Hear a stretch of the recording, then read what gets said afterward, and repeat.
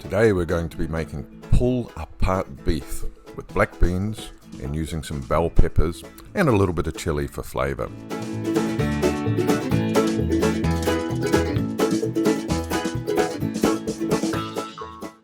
Take your beef, have a look at it and see if there's any parts that you don't want. For example, these sinews here, they're just going to remain tough, so we're going to cut them off. Don't add any flavour at all to the beef. Right, so now we're going to start dicing up the beef. We want to cut it into about 2-inch pieces, and we're going to cut it according to the grain. It makes the beef more tender, and it's just the right way to do it.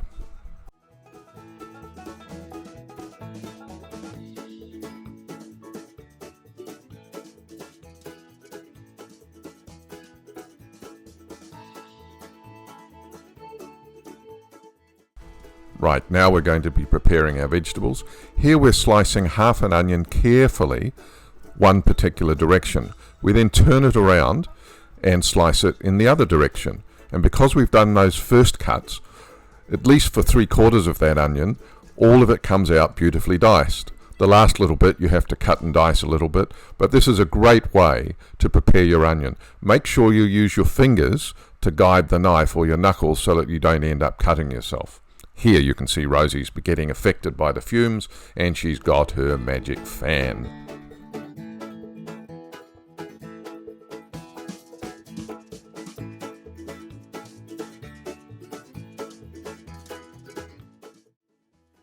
Now we're preparing the peppers.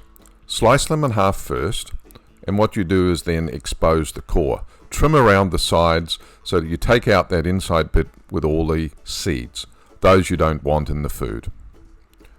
Rinse and repeat, both for the yellow and for the red peppers, and you're good to go.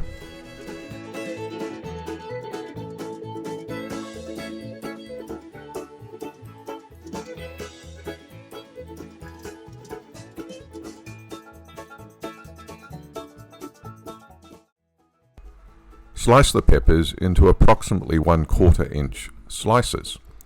Now we're on to the red pepper.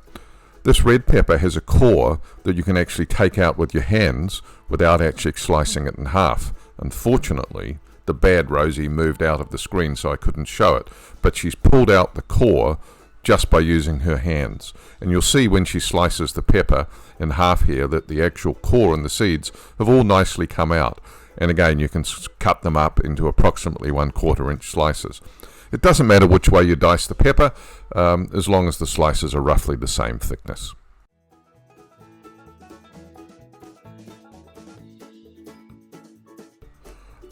Right, now we're on to the chili. Because we've got tomato, beans, and quite a lot of volume in this dish, we've decided to leave the chili seeds in. It just gives it a little bit of extra heat, and trust me, at the end of it, the heat is diluted and it really wasn't over hot at all. However, if you don't like too much heat, take out the seeds. Just use a spoon to scrape them out of the chili. Set your Instant Pot onto hot saute, and one by one carefully put in the beef so that you can begin to brown the beef all over. Now we found the beef was really spitting at us, and that was because there was a lot of water left on the beef, and what we should have done is used a paper towel to dry the beef before we put it in, and it would have saved that. However, we put on that spray catching lid and it stopped it spitting at Rosie. You'll see that we've got some nice colour on the bottom of the Instant Pot. We've put in a little bit of oil again and some butter, and what the butter does, as you can see here, it just helps deglaze the bottom of that pot so it gets all the colour off, and that colour has a lot of really good flavour. Next we're going to start to cook the onions, and later on we'll be cooking the garlic. If you find the Instant Pot is just a little bit hot to hold, here we've taken a paper towel, and you can see Rosie just is holding the edge of the pot just to stop it moving around as she stirs. So in goes the garlic, and we're on to the next step.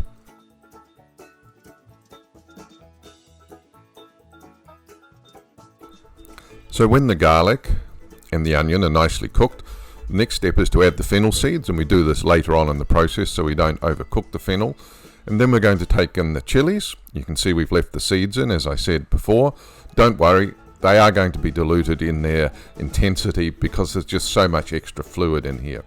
Take the thyme sprigs and just gently pull apart so that you get the leaves falling in.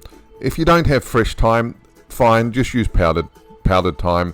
It really isn't a problem, but if you have it, fresh is always best. Give them a good stir again, and we're ready to move on to the next step. The next step is to put in our smoked paprika, which is going in here.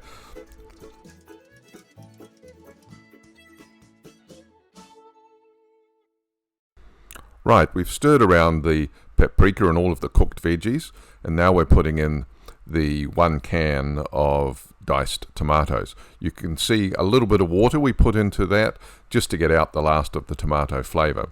Now we give it a stir around so that we get all of the tomato mixed in nicely with the herbs and the vegetables that we've cooked. Take the meat, and you can see it's been resting there and there's some juices on the bottom. Don't be afraid, tip those in as well, they've got great flavor. And put in your beef, and again we're going to mix it around so that we get all of the herbs, the onions and the chilies all mixed around and covering that beef. And then we're essentially ready to put in just a little bit of seasoning, and then we'll be ready to cook for the first portion of the cooking here in the Instant Pot. The last ingredient we're putting in here is a bit of sugar, and we put that in because the acid in the tomatoes gives quite a tart taste, and we want to get the sugar in so that when we do our first cooking of the beef in the Instant Pot, that we get a nice natural sweetness and the acidity is gone. So give them a good stir around, and now we're ready to put on the lid and cook the beef in the Instant Pot for the first session. We're using the fan just to deflect the steam so it doesn't get into the camera lenses.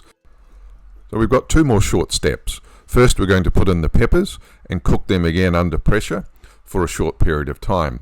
After we put in the peppers, we're going to put in the black beans. Now the black beans, according to the can, have already been cooked, so we're going to do that last. We're still going to have the Instant Pot on hot when we put the black beans in, just so they heat up and they cook through. After we've done that, then we're pretty much ready to start taking out the beef, pulling it apart and get ready for plating up.